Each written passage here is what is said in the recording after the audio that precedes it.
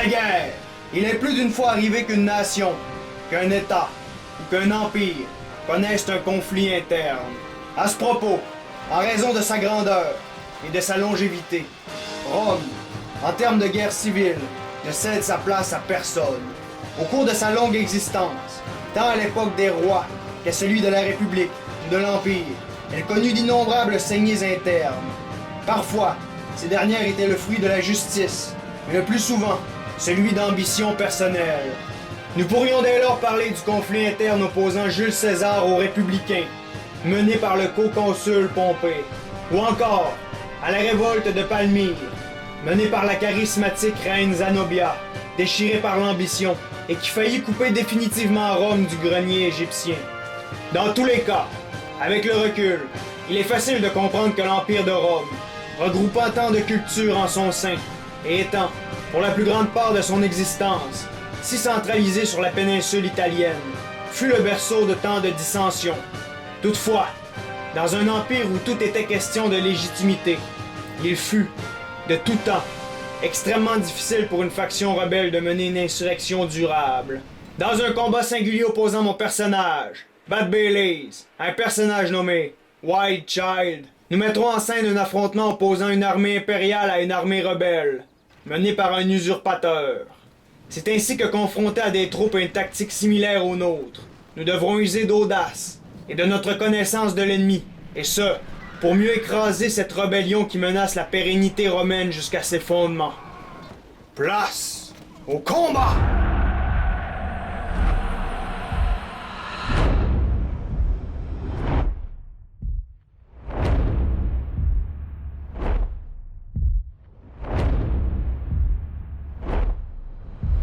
Bon alors, comme à notre habitude, observons les unités en présence, en commençant par celle de mon opposant. Cependant, avant de présenter les troupes en présence, je tiens à mentionner qu'aujourd'hui, on fait vraiment un combat opposant l'armée impériale de Rome à une armée rebelle. Et bien que ce genre de conflit ait été historiquement relativement fréquent dans l'Empire de Rome, aujourd'hui, ce que moi et Wildchild ont recréé ne représente précisément aucune bataille historique. En d'autres termes, on a simplement voulu recréer une guerre civile, et celle-ci n'a aucune racine précise dans l'histoire. D'autre part, avant de présenter les troupes de Wildchild, mentionnons quelles étaient les règles de l'engagement. Pour aujourd'hui, c'était donc pas d'artillerie, maximum 2 unités d'archers et maximum 4 cavaleries. C'est donc que de son côté, alors que mon armée se retrouve juste ici, ce dernier a séparé son armée en 3 corps. Il va donc y avoir le corps qui va se retrouver sur sa gauche, son corps principal qui va être au centre, et finalement le corps qui va se retrouver sur sa droite. Du côté de ce dernier corps, on va retrouver 3 unités de légionnaires rebelles, et ça c'est vraiment des unités assez basiques de l'armée romaine en rébellion. En avant de ceux-ci, on va donc retrouver une unité de cohorte de Thrace, et ça en fait, c'est des archers. Finalement, à propos de ce corps, on va retrouver une unité de cohorte de Bataves, et ça c'est des unités de barbares romanisés. Concernant son flanc gauche maintenant, ce dernier va être tout de même assez différent.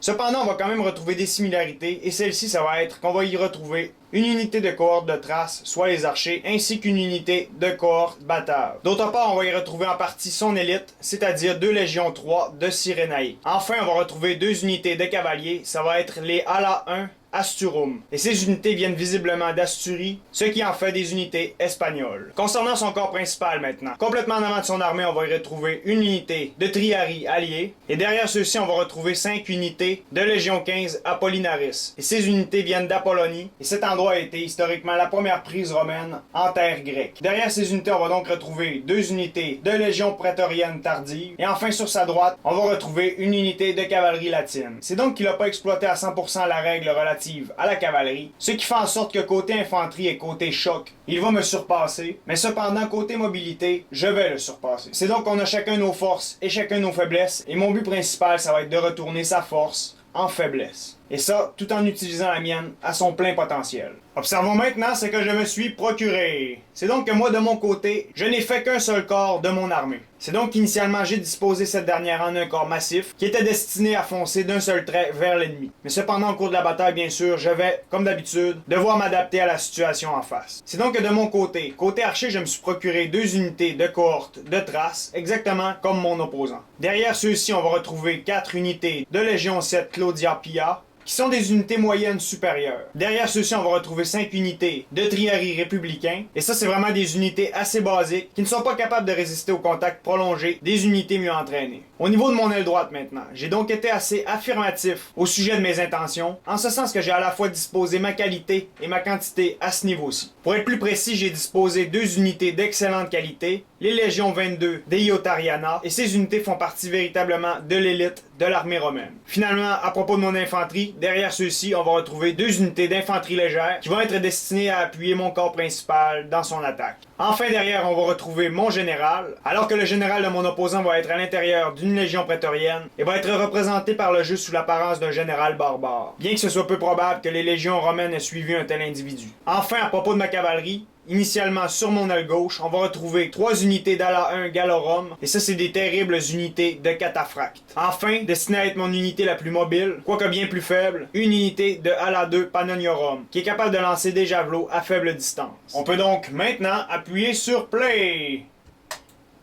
Et c'est donc qu'initialement, durant quelques secondes, chacune de nos armées va s'observer. Cependant, étant déjà familier avec le terrain, cette observation va être assez rapide, et je vais rapidement ordonner à mon armée d'avancer, afin que cette dernière aille occuper la hauteur que voici. Du côté de Whitechild, ce dernier va mettre ses unités d'archers en formation dispersée, mais avec le reste de son armée, il va demeurer statique. C'est donc que j'ai dorénavant ordonné à mon armée de courir légèrement, et une fois qu'elle va s'être arrêtée, au bout de quelques secondes, ma première unité d'archers va se mettre à tirer en direction de mon opposant. C'est donc que ces premières cibles vont se retrouver au niveau de l'aile gauche ennemie, et durant 2 volets de flèches, je vais être capable d'abattre quelques unités de sa légion en provenance de Cyrénaïque. C'est donc qu'actuellement, la totalité de mon armée vient d'occuper sa position initiale, et du côté de Whitechild, sa tactique, ça va être de placer ses unités en formation tortue, et ça c'est probablement dans le but d'essayer d'y absorber mes munitions. Cependant, malheureusement pour lui, je ne suis pas dupe sur ce point, et après cette dernière volée de flèches qui va ne servir à peu près à rien, je vais tâcher de m'adapter à ce qui se présente à moi. C'est donc que du côté de son aile droite, il va démontrer un peu plus d'agressivité, en apportant notamment ses troupes vers mon flanc gauche. Alors à ce moment-ci, avec mes 2 unités d'archers, je vais commencer à attaquer une de ces unités d'archers qui se retrouve dans le bas de la colline. Alors que je ne les avais pas encore fait bouger, je vais commencer à porter tranquillement ma cavalerie du côté de mon aile gauche. Et pendant ce temps-là, en redéployant mes unités d'archers afin qu'elles aient un tir plus direct sur les archers ennemis, la bataille à distance se poursuit. Et alors avec sa tortue, il va tenter de protéger ses archers en la portant en direction de mon front, afin de peut-être éventuellement y attirer mes tirs. Et c'est donc qu'au niveau de son aile gauche, il a demandé à 2 de ses unités de faire cette formation défensive. C'est donc à ce moment-ci que je vais remarquer qu'il semble avoir quelques difficultés à gérer cette unité d'archers, et cette dernière, qui est actuellement 98, va commencer à se diriger vers mes lignes. C'est donc que tout en l'attaquant, je vais vraiment me demander ce qui est en train de se passer. Et alors va arriver le moment où je vais replier mes archers à l'intérieur de mes lignes et où mes unités d'infanterie lourde vont commencer à lancer leur pilum en direction de ces unités qui semblent visiblement perdues. Et ça, ils vont faire ça avant d'entrer en offensive contre ceux-ci. Et c'est donc au moment où cette unité entre en déroute et se retire, je vais continuer longuement mon harcèlement de cette dernière. En effet, alors qu'elle court pour aller retrouver ses lignes, je vais lancer mon unité de cavaliers de Pannonie. Et grâce à ces derniers, je vais être capable de capturer une grande partie de cette unité. Et c'est donc que je vais poursuivre cette dernière jusqu'à très près des lignes ennemies avant de retourner mon unité vers mes propres lignes. Et c'est donc qu'en dépit des apparences, cette action n'a tout de même pas été un véritable désastre, en ce sens que cette unité va finalement se reformer et cette dernière n'a perdu que 48 hommes en tout, ce qui ne la rend aucunement inutile. Mais malgré tout, alors que mon opposant va me mentionner que c'est un bug qui vient de se produire, j'avais vraiment décidé de ne pas utiliser ce dernier à mon avantage, en ce sens qu'en raison du fait qu'il a perdu une grande partie de ses archers, je ne vais pas pousser son armée à m'attaquer grâce à ma supériorité à ce niveau. C'est donc que de son côté, il va commencer à réorganiser ses lignes, et à ce moment-ci, l'échange est tout de même assez important entre nos archers. Du côté de ses unités de Testudo, il va continuer à avancer à tâtons vers mes lignes, et au bout de quelques instants, alors que cette unité se rapproche de plus en plus de mes lignes, je vais voir ce fait comme une opportunité. Et c'est donc pour cette raison que tranquillement, je vais commencer à apporter une unité de cataphractes du côté de mon aile droite. En premier lieu, alors que la nuit arrive, je vais tenter d'être assez discret et je ne vais pas faire courir ces derniers. D'autre part, fait notable, et notez à ce moment-ci le brouillard qui est en train de s'installer en même temps que la nuit, observez le mouvement qui est en train de se produire au niveau de son flanc droit. En effet, de ce côté-ci, il envoie la totalité de ses 3 légionnaires rebelles, et ces derniers vont visiblement être appuyés par de la cavalerie latine. Alors, voyant de plus en plus que le temps commence à presser, je vais commencer à faire courir mon unité de cataphractes en direction de mon aile droite, et c'est donc grandement le mouvement mouvement qui est en train de se tramer sur ma gauche qui me pousse à agir ainsi, puisque moi, de mon côté, ce n'est pas sur mon aile gauche que ma force est située, mais bien sur mon aile droite. Et c'est pour cette raison que je désire absolument conserver l'initiative à ce niveau. C'est donc que sur sa droite, mon ennemi va visiblement avoir fait sa première étape. Et alors que tout cela se passe, sur mon aile droite, j'envoie mes cataphractes contre les testudos ennemis. C'est donc que ces derniers, dans toute leur fureur, vont se diriger vers cette unité et au dernier moment, mon opposant va défaire sa formation afin de la replacer en formation normale. Et alors que son autre unité, qui s'est elle aussi défaite, commence à foncer vers mes flancs, je vais replier rapidement mon unité. Cependant, il va être un peu tard et son unité de bataille située juste derrière va être capable de me lancer une assez importante salve de javelot. Alors que cette dernière va être somme toute assez inoffensive, la deuxième salve va être quant à elle redoutable. Et c'est donc qu'en bout de ligne, l'efficacité de mon action va être somme toute assez mitigée. Mais cependant, son action ne s'arrête pas là, en ce sens que moi, avec mes deux archers de mon côté, dès que mon unité de cavalerie est entrée en contact, j'ai fait en sorte que ces unités deviennent leur cible principale. Mais de son côté, voyant rapidement ceci, il va refaire sa formation en tortue. Cependant, de mon côté, voyant ceci, je vais renvoyer mon unité de cavalerie, et cette fois-ci, je vais être capable de véritablement faire un petit carnage de ces unités. Voyant cela, il va envoyer ses unités de bataille en ma direction, et au bout de quelques instants, je vais replier à nouveau mon unité. Alors, ces derniers vont être, une fois de plus, pris sous une pluie de javelots. Cependant, visiblement, il semble que les javelots des bâtards soient relativement inefficaces contre les cataphractes. Cependant, alors que j'ai à peine abattu 70 hommes à ce niveau-ci et que j'ai perdu environ une trentaine de cavaliers, pour l'instant, alors que le brouillard se disperse, je peux vraiment vous dire que ma plus grande victoire, ça a été de stopper le mouvement au niveau du flanc droit ennemi. Et alors que tout cela se passe, je vais pour une troisième fois revenir à la charge de mon ennemi, mais cependant, cette fois-ci, ça a été une feinte. Et alors que massivement, il m'attaquait, j'ai utilisé cette feinte pour être capable d'abattre mes ennemis à distance avec mes archers. C'est donc que sans perdre un seul homme, j'ai été capable de briser la formation défensive de mon ennemi, et ce n'est pas encore terminé, puisque je harcèle toujours ce dernier. Alors donc que ces unités sont assez rapprochées de mon armée, je décide à ce moment-ci de monter une offensive totale contre ce flanc. En effet, observez à ce niveau-ci une grande partie de mon armée qui va se diriger vers les lignes ennemies. Alors que tout cela se passe, avec mes unités moins bonnes qui se retrouvent sur ma gauche, je décide de les garder défensivement. C'est donc qu'en voyant les bataves à ce niveau-ci, je vais commencer à les harceler avec mes javelots avant d'entrer en offensive contre ces derniers. Mais ceux-ci vont se replier, et c'est donc que je vais entrer en offensive contre les légions de Cyrénaïque. Toujours appuyé par mes archers, le contact va bientôt se réaliser à ce niveau-ci, et c'est donc que ça va donner le mot d'ordre pour le véritable début du combat qui va se dérouler entre l'armée impériale et l'armée de l'usurpateur. C'est donc qu'initialement, je ne vais lancer qu'une seule unité contre les lignes ennemies, mais bien rapidement, je vais envoyer deux autres unités à ce niveau-ci, alors que mon unité de cavalier est en train d'attirer une grande partie de la cavalerie ennemie. Alors Whitechild est en train de réaliser que l'attaque n'est pas qu'une feinte et que véritablement l'assaut est lancé. C'est donc qu'il va envoyer une grande partie de son corps principal en renfort. Et de mon côté, dans le bas de la colline, j'ai rapidement pensé à un stratagème dans le but d'abattre rapidement la cavalerie ennemie. Et pour ce faire, j'ai dû feindre une certaine faiblesse, en ce sens que j'ai laissé la cavalerie ennemie foncer contre mon unité. Mais ça, j'ai fait ça pour l'attirer complètement, afin que mon unité d'infanterie, accompagnée des autres unités de cataphractes, vienne coincer ces dernières sur ses arrières. Et c'est donc alors que tout cela se passe, les unités de Whitechild, au niveau de sa droite, vont commencer à escalader la petite pente. Et alors à ce niveau-ci, le contact est sur le point de se concrétiser à plusieurs endroits, notamment ici, mais surtout à ce niveau-ci, où je place en réalité tout mon espoir. C'est donc que le contact va brutalement se faire sur le flanc de cette unité, et avec cette autre unité, je vais venir sur l'autre flanc, alors qu'une unité d'infanterie va venir appuyer ma cavalerie au bout de quelques instants.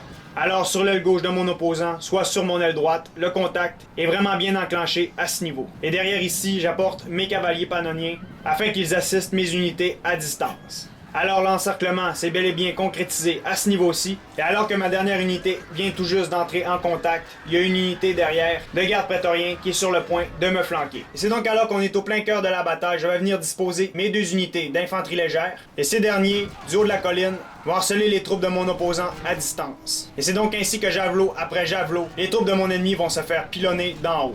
Et alors que ceux-ci vont être sur le point d'entrer en contact avec mes unités, je vais briser mes rangs afin de sécuriser mes unités de cataphractes. Bien que je n'ai pas été capable de venir à bout de sa cavalerie, en réalité, cette dernière, en tant que force effective, a perdu la presque totalité de sa valeur. Voyant les unités ennemies arriver sur mon flanc gauche, je vais me voir rapidement contraint de réorganiser mes lignes. Et de ce côté-ci, mon but, ça va être de demeurer défensif. C'est donc que je vais former une ligne défensive à ce niveau-ci. Je vais dès lors replier mon général afin de le mettre en sécurité. Alors donc que je replie mes unités, que je viens les placer, la cavalerie latine se retrouve à ce niveau-ci et je vais devoir la guetter si je ne veux pas qu'elle me flanque. Alors que mon but initial c'était d'abattre cet îlot de résistance, je vais rapidement devoir réviser ma stratégie. Et alors que visiblement je tente de faire une charge à ce niveau-ci, au dernier instant je vais rebrousser chemin et avec mes 2 unités de cavalerie libre, je vais me fixer un nouveau but. C'est donc que pour l'instant je juge que ce front va être capable de tenir le choc.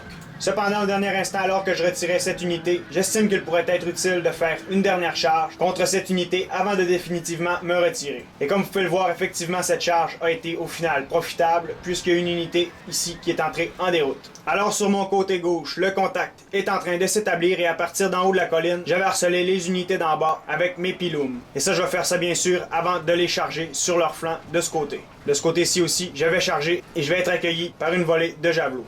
C'est donc que de ce côté-ci, le chaos est en train de s'installer, et alors qu'on pourrait croire pendant quelques instants que ces unités vont me bloquer, je vais être capable de me faufiler, et avec ces 2 unités, je vais au final charger une dernière fois l'îlot de résistance à ce niveau. Alors il y a une partie non négligeable de l'armée ennemie qui va se lancer vers mes unités, et alors d'un côté, j'avais décidé d'envoyer une unité d'élite à ce niveau-ci pour les accrocher, mais surtout de l'autre, je vais décrocher la totalité de ma cavalerie pour définitivement la redéployer ailleurs. Alors de ce côté-ci, toujours une unité de triarie va demeurer, et d'autre part, alors que ma cavalerie est en train de s'éloigner, il y a mon unité d'élite qui vient tout juste d'entrer en contact. C'est donc qu'actuellement, partout la bataille s'est enclenchée, et voici ce qui se passe au niveau de mon centre. Et alors que le contact s'est établi au niveau de mon aile droite, de ce côté-ci, il y a la cavalerie qui est en train de me flanquer, et qui harcelait mes archers, qui n'ont à ce moment-ci presque plus de flèches. Alors que les unités de cavaliers reçoivent des flèches enflammées, ils vont venir flanquer cette unité par derrière, ce qui va grandement mettre en péril cette partie de mon front. Cependant, ce que mon ennemi a peut-être pas encore compris, c'est que je suis en train de redéployer ma cavalerie. Et c'est donc que j'ai estimé que cette partie de mon front allait être capable de tenir le choc.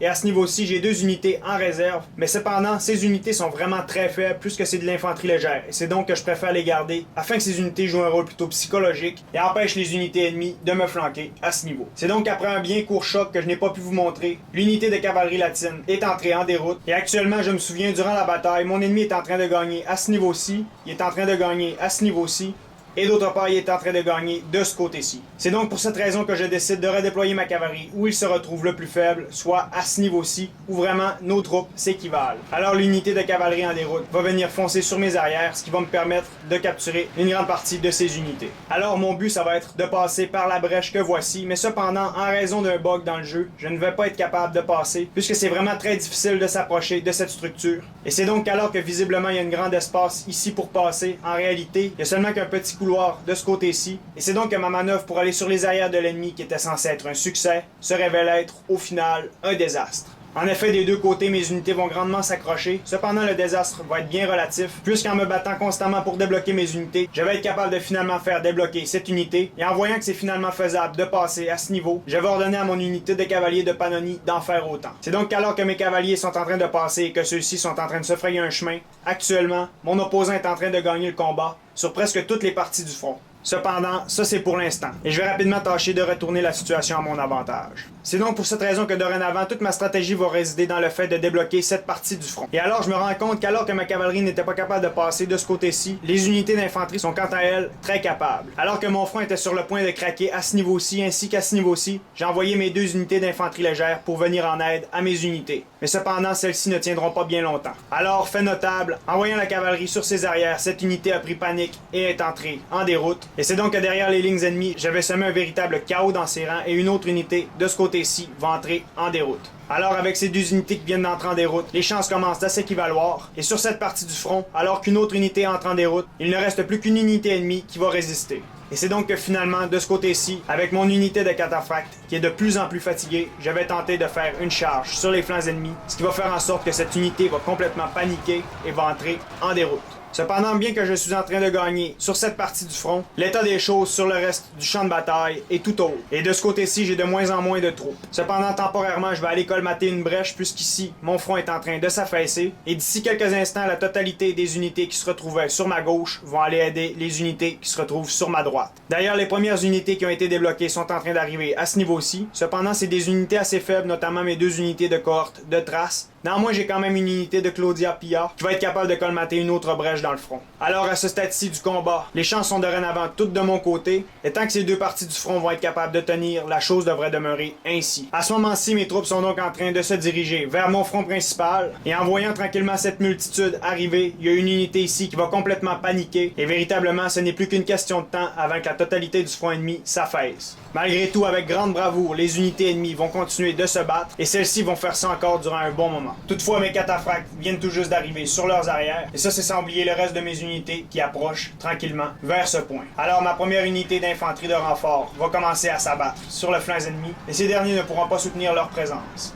D'autre part, mes cataphractes vont elles aussi entrer en contact de ce côté-ci, et alors que cette partie du front entre en déroute, le reste va lui aussi suivre. Et alors, dans les rangs des rebelles, ça va être la débandade, et l'usurpateur va être obligé de se réfugier dans la caverne la plus proche s'il désire survivre, sans quoi c'est la crucifixion assurée qui l'attend de retour à Rome, accompagné de ses chaînes. Malgré la débandade totale qui se retrouve sur le dessus de la petite colline, le reste du front va être capable de toujours se battre. Et au bout de quelques instants, alors que je mentionne ceci, Wild Child va finalement admettre la défaite, et c'est ce qui va sonner la fin du combat. J'ai donc déployé 3336 unités, alors que Wild Child en a déployé 3687. J'ai abattu 2728 unités, et ce dernier en a abattu 1389. C'est donc qu'aujourd'hui, j'ai voulu vous représenter une guerre civile entre deux factions romaines. D'un côté, il y avait l'armée impériale, et de l'autre, une armée menée par un usurpateur qui a cru, guidé par son ambition, être capable de venir à bout de la puissance de l'Empire. C'est donc qu'initialement, après le contact de nos archers, l'action s'est véritablement retournée au niveau de mon aile droite, et plus précisément au niveau des unités ennemies qui ont fait la formation Testudo, et c'est donc que de ce côté-ci, alors que l'échange de flèches se faisait, j'ai jugé bon, en prévention d'un mouvement offensif qui se déroulait au niveau de mon flanc gauche, de conserver l'initiative en faisant une charge avec l'aide de mes cataphractes. C'est donc qu'après 3 volte-face, après avoir rencontré quelques succès, effectivement non seulement j'ai été capable de stopper ce qui semblait être une offensive ennemie au niveau de mon flanc gauche, mais de l'autre, j'ai été capable de déplacer le centre d'intérêt du combat à ce niveau, ce qui m'a permis de conserver l'initiative sur mon ennemi. Alors au bout de quelques instants, j'ai commencé à envoyer mes unités, et ça n'a pas pris de temps que le contact s'est établi. Alors en permettant à la cavalerie ennemie de faire une supériorité numérique contre mon unité de cataphracte, j'ai tendu un piège à Wild Child, ce qui m'a permis de rapidement envelopper, avec mes renforts, sa cavalerie. Alors au bout de quelques instants, le contact a commencé à se généraliser, et alors que ma cavalerie se faisait flanquer au niveau de mon flanc droit, j'ai décidé de briser mon front, et au bout de quelques instants, alors que je me suis fait attaquer sur ma gauche, j'ai décidé de redéployer ma cavalerie de ce côté-ci, et ça j'ai notamment fait ça puisque de ce côté-ci, le combat était relativement égal, contrairement au reste du front, où vraiment ma cavalerie aurait eu beaucoup de difficultés à venir à bout de l'épaisse ligne ennemie. C'est donc en redéployant ma cavalerie à ce niveau-ci, j'ai eu beaucoup de facilité à percer mon front, et au bout de quelques instants, la totalité des ennemis qui se retrouvaient sur mon flanc gauche sont entrés en déroute. À partir de ce moment-ci, ça n'a plus été qu'une question de temps, et en redéployant mes unités de manière logique, j'ai été capable de faire un enveloppement contre mon ennemi, et dès lors, ça n'a plus été qu'une question de temps avant que la totalité de l'armée des usurpateurs entre en déroute. Et voilà!